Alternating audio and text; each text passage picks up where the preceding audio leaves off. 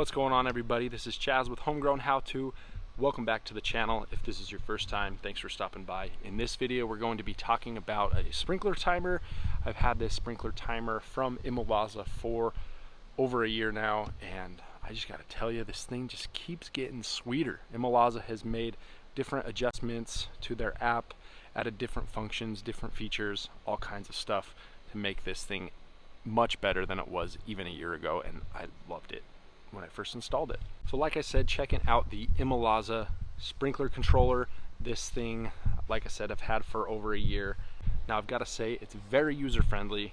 Anybody can set this thing up. Installation is a breeze. I do have an installation video. I'll drop the link down in the description below, as well as my first impression review. This one will have a little bit more information about the app and the functionality and things I really like about it. So let's get into it.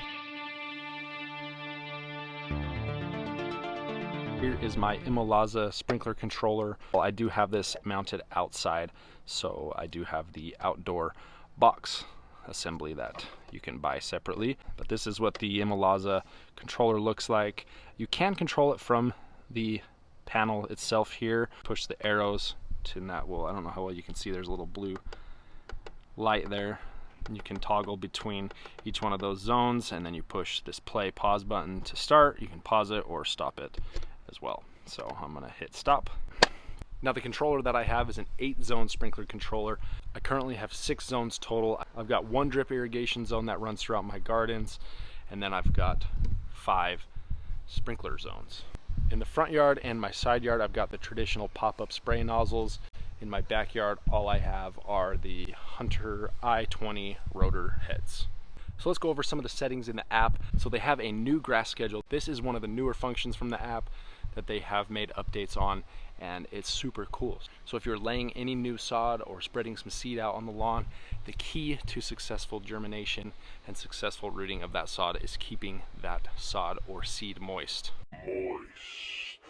When I overseeded my lawn last year, they didn't have this new grass schedule function, so I had to create multiple custom schedules, which wasn't hard, but it also could have been much easier. I really like that new grass function. If I ever have to seed or overseed again, that is what I'm gonna go for. So maybe you just bought a new home, you're looking at throwing down some sod soon.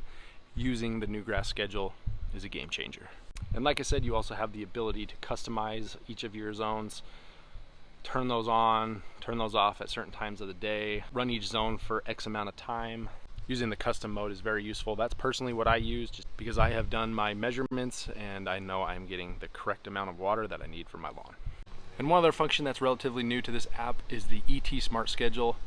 The ET Smart Schedule is basically a plug and go method. Airplanes, man. I just want to shoot a video.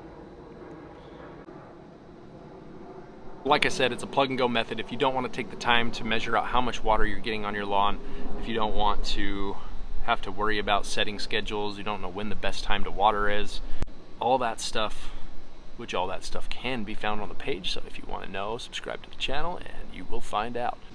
Like I said, it gathers all the information from all the weather stations and location of where you're at and all this different stuff, and it comes up with a smart schedule to water whenever the best time for you is.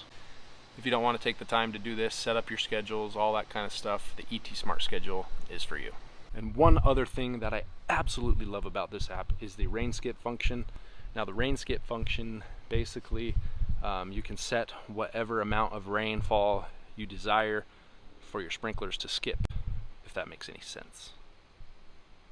So what I do is I set my sprinklers to 0.25 inches of rain. If I get 2.5 inches of rain within a 24-hour period, or if there's forecasted 0.25 inches of rain within a 24-hour period, my sprinklers will not go off, which is awesome because you don't want to be wasting water. So guys, hopefully this information was useful to you if you are in the market for a new controller. This thing is freaking awesome. I love this Imolaza controller. The app is so awesome, and like I said, they're just continually making different updates to this thing all the time. So be sure to check it out. I'll link that down in the description below. Airplane.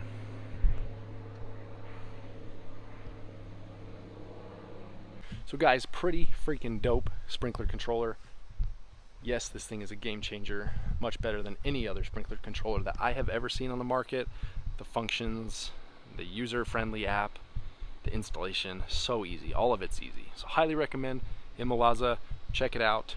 Thanks for watching. Have a good one.